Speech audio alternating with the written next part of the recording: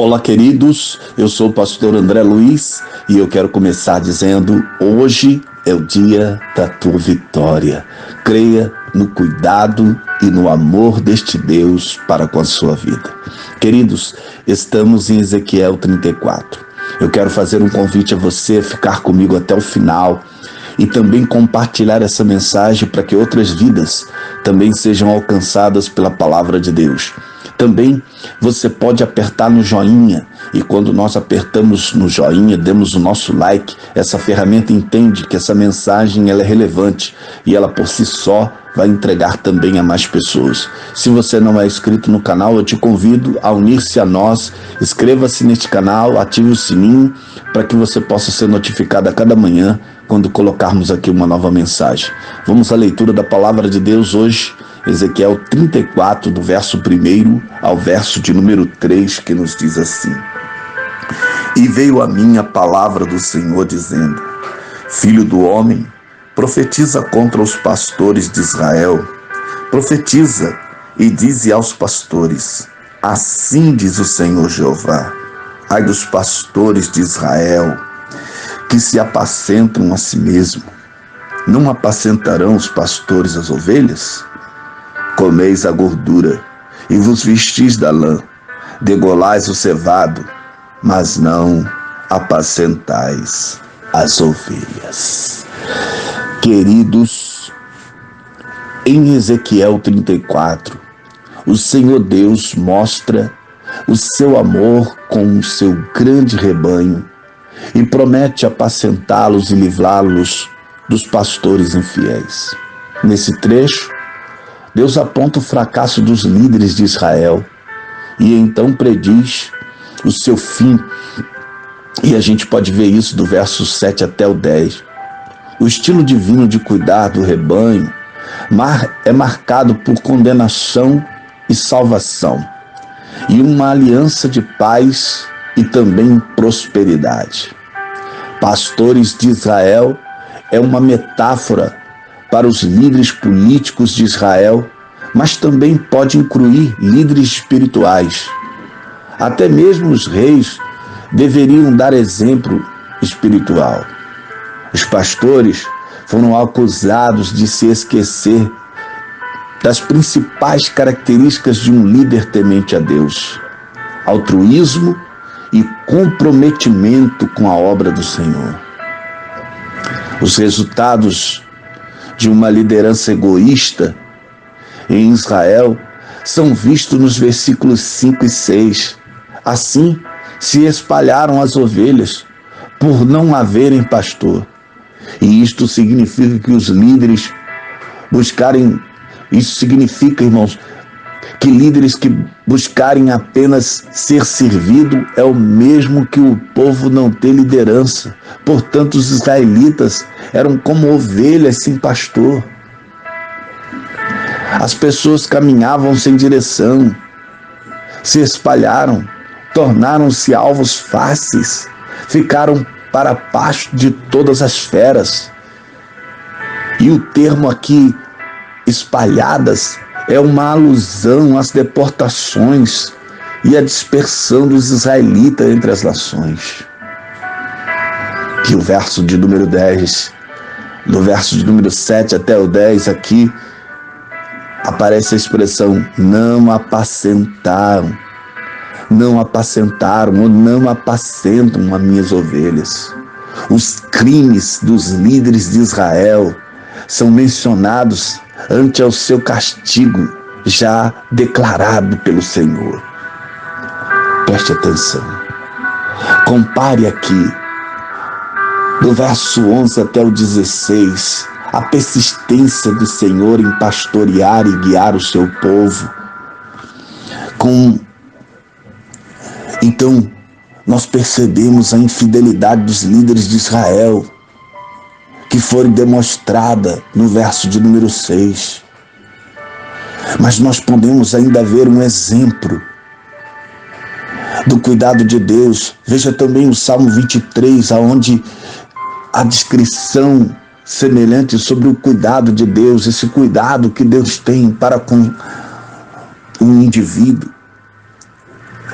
O profeta ainda fala: o dia de nuvens e de escuridão é o dia em que Jerusalém sucumbiu, caiu diante das nações, foi pisada pelos gentios. Israel era, embora sendo culpado e mal direcionado, no final seria resgatado pelo bom pastor e estabelecido na terra prometida. Deus começa a falar de uma promessa ao seu povo. Deus continuaria operando como um pastor mor, mas por intermédio de um governante futuro que ele escolheria da linhagem de Davi, e este seria o Messias, o Filho unigênito de Deus, seu servo.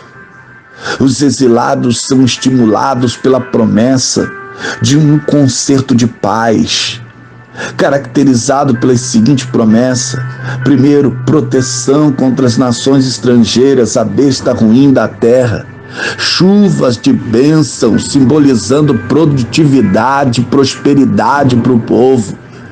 E terceiro, a certeza de que o Senhor é Deus de Israel e deseja ter comunhão com o seu povo e um relacionamento duradouro, baseado numa nova aliança, meus queridos.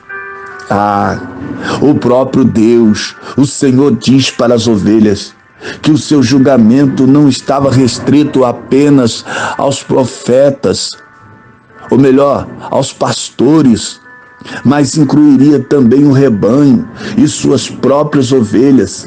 Alguns dos que pertenciam a um rebanho haviam maltratado e oprimido outros, e estes eram provavelmente os membros da classe poderosa e rica da sociedade de Jerusalém. Queridos, compare com a situação na restauração da comunidade, quando Neemias escreve no capítulo 5 o que o povo estava vivendo também naquela época. As ovelhas estavam se ferindo e se atacando, e as mais fortes e as mais gordas atacavam as mais fracas e magras, como que querendo afastar dali para ficarem só para elas a boa ração.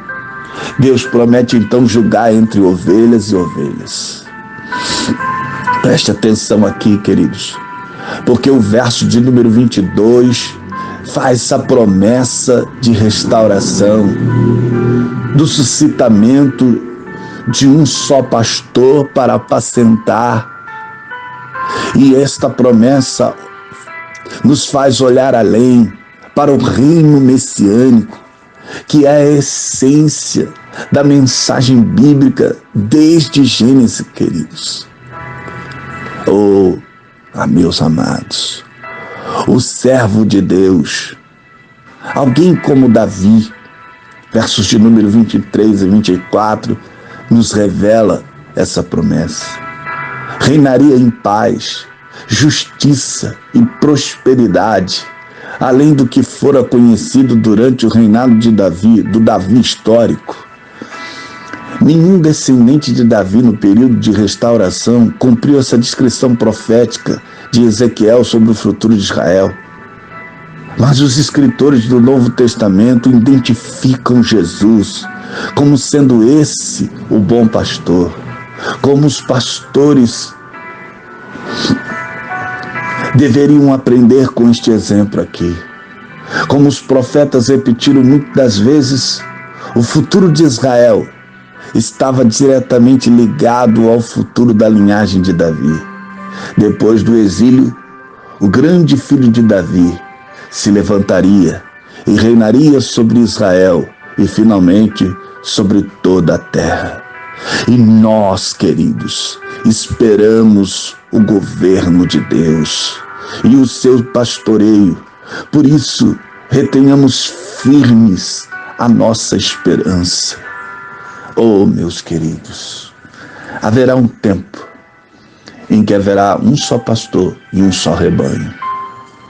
E então entraremos para sempre no descanso de Deus. Por isso, eu quero te convidar nesta manhã. Ore comigo. Vamos pedir a Deus que nos guarde no seu caminho e no seu rebanho. Querido e eterno Deus, Pai, em nome de Jesus, nesta manhã, diante, meu Deus querido, desta palavra, ó Senhor, que nos adverte a termos o cuidado, ó Deus querido, com o ofício que nos foi entregue, ó Senhor, de olharmos e aprendermos com o grande exemplo do bom pastor que é Jesus, e de sermos ovelhas, ó Deus querido, obedientes, pois o Senhor também julgará entre ovelhas e ovelhas. Ó Deus, fica conosco, Senhor. Abençoa o nosso dia e guarda a nossa casa. Que a tua bênção esteja sobre nós e que o Senhor, ó Deus querido, seja glorificado na nossa vida, no nosso ministério, ó Deus, todos os dias.